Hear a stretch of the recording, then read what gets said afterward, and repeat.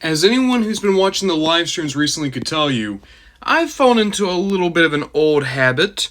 Just a little bit. I have interests outside of Transformers, you know.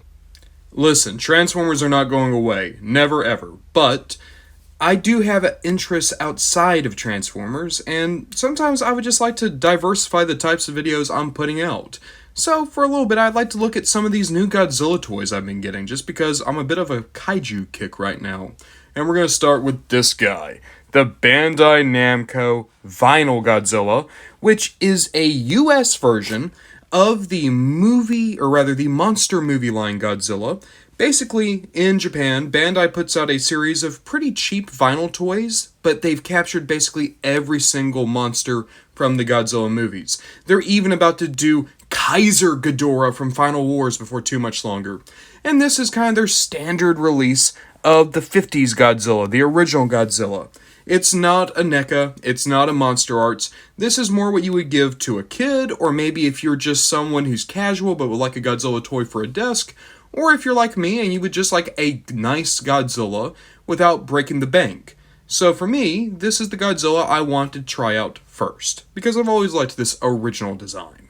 A thing to keep in mind about this Godzilla is depending on where you buy him from, he's going to be anywhere from $15 to $20. However, he does stand nearly 6 inches tall, and if you go from nose to tip of tail, he's nearly 8 inches long. This guy is a very big boy for a toy of that price point. And even if there's not a lot of paint here, the paint that is here is doing a whole lot of work. The dorsal plates are very well sculpted. I like how much they look like coral. And the painting here is very subtle. You have a very nice wash leading up to the stark white of the dorsal fins. It's a good effect, and it honestly makes Godzilla look a little bit more necrotic, like these are rotting pieces of him. Which, if you've ever seen the original Godzilla, or even something like, say, Godzilla -1, or even Shin Godzilla, come to think of it, you would know very much that, yes, that's what the original idea of Godzilla was. This is not a healthy creature. This is not even necessarily a living creature. This is a creature that's been utterly ravaged by nuclear radiation.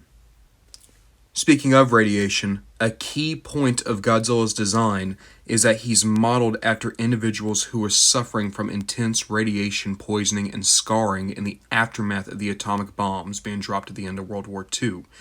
You need to be able to get that surface detail across, or else you're not being faithful to Godzilla. And here, with all the folds and wrinkles, it's perfect. It's a great sculpt. A simple toy with hardly any articulation, but they've captured the costume design near perfectly.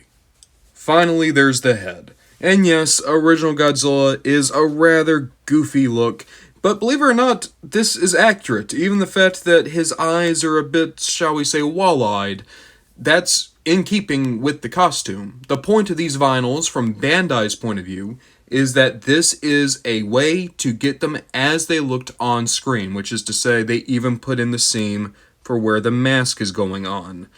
If you want to get this figure, but if it was actually a monster and it's not meant to be a costume, it's the ultimate version of what this design is, you get Monster Arts.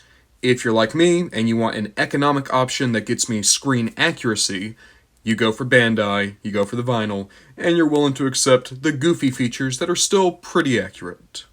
Speaking of accuracy, just take a look. They even found a way to put in nostrils, ears, a clear furrowed brow for an angry Godzilla, and they did not let up on the sculpting through here either. For a cheap figure, it really is impressive just how much work went into the sculpt.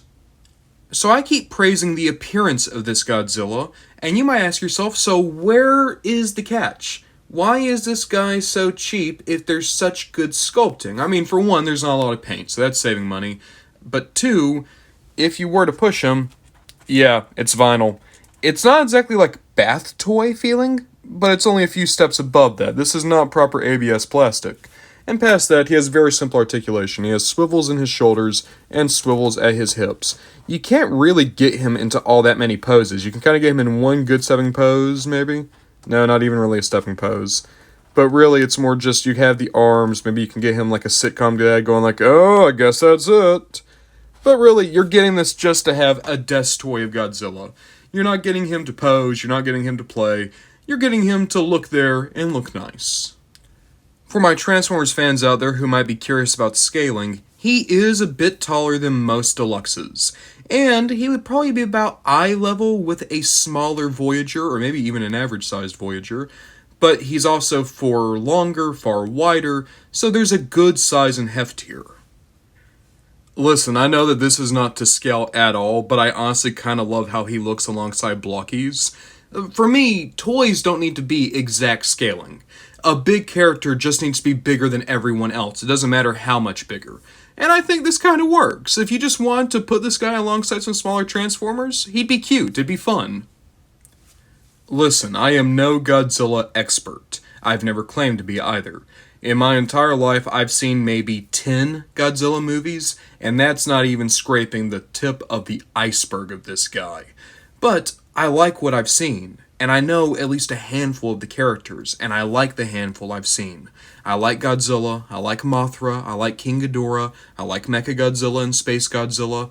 These are all things that I would like toys of, because I do enjoy them, and because there is a history of Takara and Godzilla, there is an interesting crossover here with Transformers. Aside from just the fact that there have been times where Transformers and Godzilla have been paired together in parodies or in advertisements, things of that nature.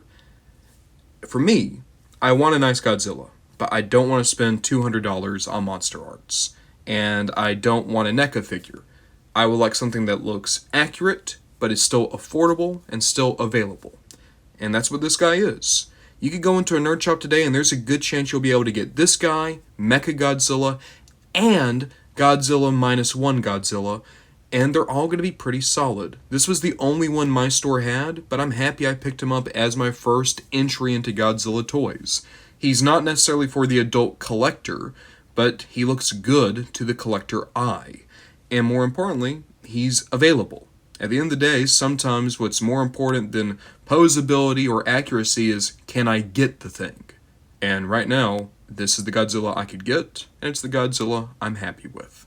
I give him a big recommend to not just Godzilla fans, but people who maybe are like me and are adjacent Godzilla fans, fans of things around Godzilla, and would just like to have the big guy on their shelf. It's a good toy for a good price. Just know you're probably not going to be getting any cool victory dance poses out of him. Sorry, Jet Jaguar.